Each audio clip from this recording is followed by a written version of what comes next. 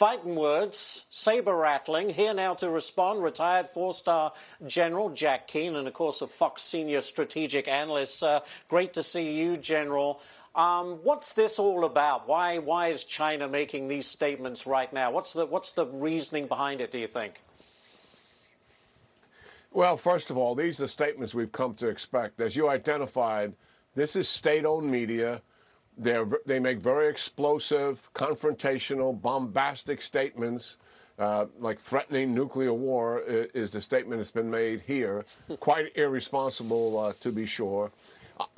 They do that, I think, more for our allies in the region to indicate that they're throwing their weight around, that they remain the most powerful country in that region, that they have the influence and the control. I think that's what it's about. So our audience understands.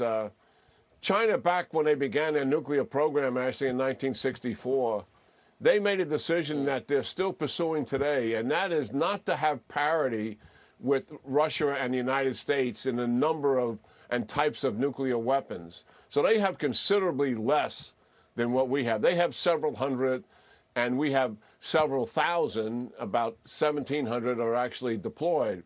And they believe that they have accomplished the same kind of nuclear deterrence that we have, that our weapons can survive a first strike because they're under the sea and they're in the air and they're in different kinds of silos. They have mobile ICBMs, even though they don't have nearly as many as we have.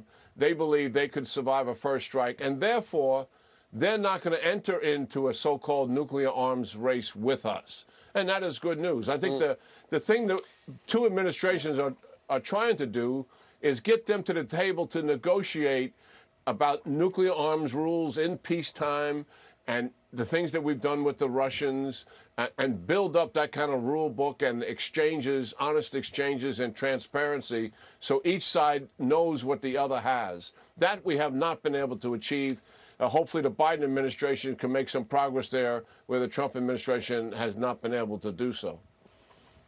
Well, you just kind of talked about my next question is, how do you think Beijing regards the Biden administration after being somewhat discombobulated dealing with the Trump administration, who held them accountable on trade and really, put their feet to the fire in many ways?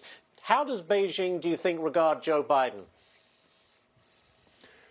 I think they expected him to be more like Obama, who accommodated and appeased the growth and development of the Chinese Communist Party and their military expansion and aggression. I think they've been quite surprised that President Biden, by and large, has accepted the strategic framework and the specific strategy that's being used to deal with China. It's similar to what President Trump has done. They've continued that. There certainly are some differences. The concern I have still here is, while the rhetoric is right and meeting with the allies is certainly the right thing to do and shore that up, because collectively we are very strong. Economically we're strong. Militarily there's been some erosion there, and we have to build up our conventional military deterrence. But it remains to be seen if they're going to be willing to confront China. And I think that is a question mark. Now, they're about to finish an exhaustive staff review on China, and I think we'll see the results of that, because they'll make some public disclosures about it. And I believe it's going to take a whole-of-government approach with our allies to stand up to China's aggression. And if we put the military effective conventional deterrence in the region that we desperately need, the Chinese will clearly get that message. The money, surprisingly, is in the budget to do some of that. And what am I talking about? We're outgunned, and outmanned. Our bases are vulnerable, and our maritime fleet vulnerable. We need missile defense to protect the bases, and we need offensive long-range missiles to put Chinese offensive missiles at risk, and also missiles to take down their maritime fleet as well. That has to be done.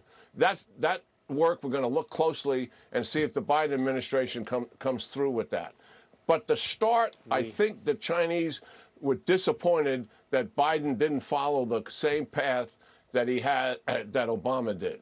The Biden administration is weaker on Russia for sure, and they're making a strategic blunder, as far as I'm concerned, in the Middle East. But to answer your question, the jury is still a little out, although the initial start has been pretty solid. All right. Well, we'll see how it develops from there. General Jack Keane, as always, terrific stuff, and thank you for joining us tonight. We do appreciate it.